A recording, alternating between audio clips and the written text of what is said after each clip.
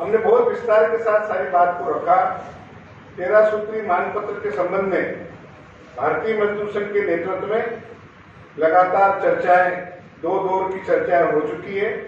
आने वाले समय में बहुत जल्दी इसी माह के अंदर वो 13 सूत्री मानपत्र का आपको परिणाम मिलेगा। मैं आपके अवसर में 3 बिंदुओं की ओर आपका ध्यान आकर्षित करना चाहता हूं। बाकी सारे जो मुद्दे हैं उन मुद्दों के लिए भारतीय मजदूर संघ अधिकृत रूप से आपके बीच में अपनी बात को रखेगा। सुशील पांडे जी रखेंगे या हमारे प्रदेश के जो महामंत्री हैं वो रखेंगे। मैं केवल इतना ही कहना चाहता हूं कि जो पेंशनर की समस्या है, इस पेंशनर की समस्याओं को स्थायी रूप से इसका समाधान हो, इसके लिए हम लगातार प्रयासरत हैं और स्थायी रूप से इसका समाधान आने वाले दिनों में हम सुनिश्चित करेंगे। इतना आपको आश्वस्त करते हैं।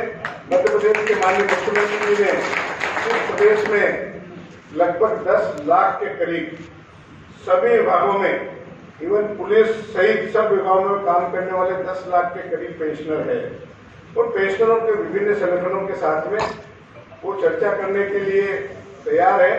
अभी क्योंकि जन आशीर्वाद यात्रा चल रही है और इस कारण से समय का थोड़ा अभाव है, नहीं तो इस बीच में हम कभी भी इन सारे संगठनों के प्रमुख लोगों को मिलवाने का प्रयास था, मगर जब भी समय मिलेगा आप लोगों को उनके सम्मुख मिला देंगे। समय नहीं भी मिला तो आपकी समस्याओं का समाधान सुनिश्चित करा देंगे, ये हम आपको आश्वस्त करते हैं।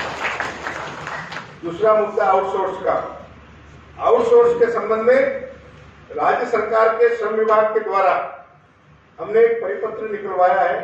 मध्य प्रदेश में 2.5 लाख करीब आउटसोर्स के कर्मचारी हैं जो विभिन्न सरकारी विभागों में काम करते हैं। उनके संबंध में एक दिशा निर्देश निकाला है। उस दिशा निर्देश के माध्यम से उस आउटसोर्स में काम करने वाले कर्मचारियों को, चाहे वो कोई सी भी कंपनी हो, कोई सा भी ठेकेदार हो, किसी के वहां वो काम करता है, तो उसके लिए कॉन्ट्रैक्टर्स हमारे रेगुलेशन एक्ट जो है उस संविदा एक्ट का पालन होना चाहिए। और उस एक्ट का पालन करने के लिए, क्योंकि हमारे बीच में अधिकारी बैठे हैं, ये ज्यादा इस बात को समझते हैं कि जिनको हम कॉन्ट्रैक्ट देते हैं और कॉन्ट्रैक्ट की जो शर्तें होती है उन शर्तों में ESI, EPF, छुट्टियां, ग्रेचुटी, ये सारा का सारा प्रावधान उसके अंदर है और उस प्रावधान का उससे कंपनी से जो ठेकेदार है उससे उसका पालन कराया जाना चाहिए। ये दिशा निर्देश में स्पष्ट दिया है। इसके साथ ही साथ ठेकेदार बदल जाए, कॉन्ट्रैक्ट कंपनी बदल जाए, सेवा शर्तें उसकी नहीं बदलती है, लोग उसको निकाला नहीं जा सकता। उसको ये नहीं कि मेरा ठेका खत्म हो गया इसलिए तुम्हारी सेवाएं समाप्त हो गई, इस पर भी प्रतिबंध लगाने का प्रावधान उसके अंदर है। मैं आज के अवसर पर आश्वस्त करना चाहता हूं कि हम, जहां तक मिनिमम वेज का सवाल है, हम मिनिमम वेज को रिवाइज करने के लिए लगातार प्रयत्नशील है। आने वाले इसी सप्ताह 15 दिन के अंदर मिनिमम वेज भी रिवाइज करने की प्रक्रिया प्रारंभ हो गई है। हमने नोटिफिकेशन, फर्स्ट नोटिफिकेशन तैयार करके लॉ डिपार्टमेंट में गया हुआ है। लॉ से बाहर आते से ही उसकी कुछ दावे आपत्तियां होती है, उसको लेकर के अगली कार्रवाई उसमें हो जाएगी। पर इसके साथ ही साथ आप एक बात को समझने की कोशिश करें कि हम सब लोग जिस प्रक्रिया से गुजरते हैं उस प्रक्रिया में थोड़ा हमको भी जागरूक होने की आवश्यकता है, हमको भी समझने की आवश्यकता है।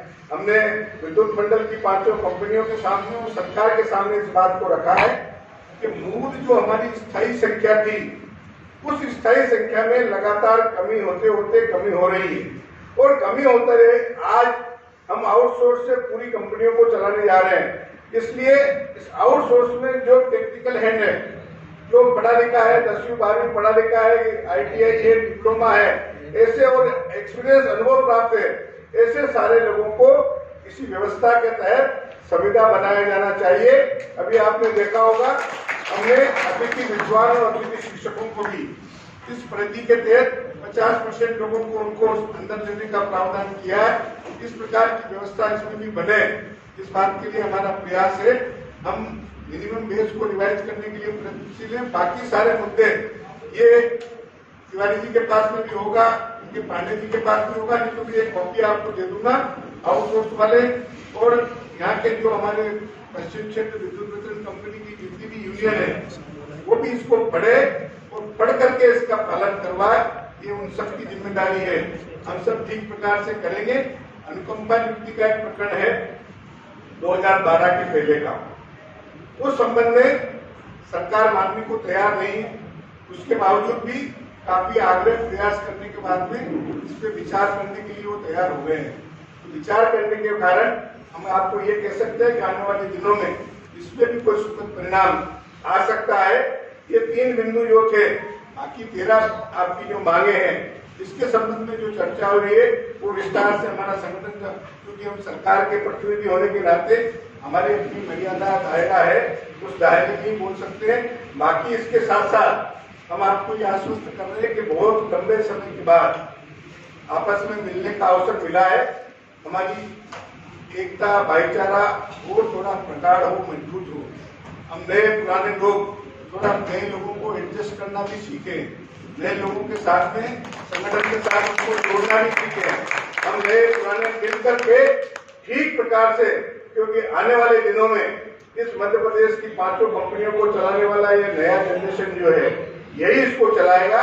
जो आज का संविदा है, जो आज का आउटसोर्स है, कल ही वो यहाँ का स्थायी कर्मचारी अधिकारी होगा। इसलिए आवश्यकता इस बात की है कि हम सब मिलजुल करके आपस में भाईचारे के साथ में ठीक प्रकार से काम करेंगे। निश्चित रूप से आप सबको मैं पुनः विश्वकर्मा जयंती की हार्दिक शुभकामना देता हूँ। मेरे को 3 कार्यक्रम में और जाना है।